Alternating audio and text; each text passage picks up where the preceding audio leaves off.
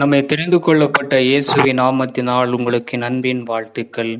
இந்த நாளில் இந்த வேளையில கூட மத்திய 20ஆம் அதிகாரம் 16வது வசனம் இவ்விதமாக பிந்தினோர் முந்தினராகவும் முந்தினோர் பிந்தினராயும் இருப்பார்கள். அழிக்கப்பட்டவர்கள் அநேகர், தெரிந்து கொள்ளப்பட்டவர்கள் சிலர் என்று வசனம் சொல்லப்படுகிறது. நம்ம நிறைய பேர் அழைப்புக்குள்ள நம்ம கடந்து வருவோம். ஆண்டவராக இயேசு கிறிஸ்து நிறைய பேர் அழைக்கிறார். எல்லாரும் வாங்க, என்னிடத்துல வாருங்க, நீங்க இளைப்பாறுதல் பெற்றுக்கொள்ளுங்க சொல்லி நிறைய பேர் அழைக்கிறாரு. ஆனா அதுல தெரிந்து கொள்ளப்பட்டது மட்டும்தான் சிலர் சொல்லி பார்க்க முடிகிறது. அதனால வசனம் அழகா அழைக்கப்பட்டவர்கள் அநேகர்.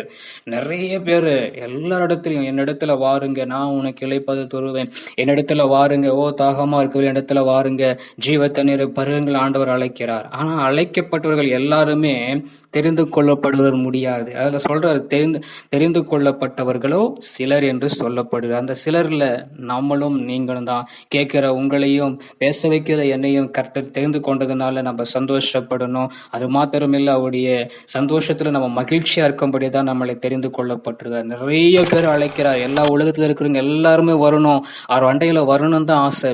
அதுல தெரிந்து கொள்ளப்பட்டவர்கள் யார் என்று நம்ம பார்க்கப்படும் பொழுது, நம்ம ஆண்டவராகிய இயேசு கிறிஸ்து ரத்தத்தால் கழுவப்பட்டு அவருடைய நாமம் தரிக்கப்பட்ட ஒவ்வொருவரையும் அவர் தெரிந்து கொண்டவராயிருக்கிறார். அந்த பரலோக ராஜ்யத்தில் பிரவேசிக்கிற நம்மளை தெரிந்து கொண்டபடியினாலே கர்த்தரை நாம ஸ்தோத்தரிப்போம். இந்த வசனங்கள் நம்முடைய வாழ்க்கையில் அற்புதம் செய்யட்டும். ஆமென்.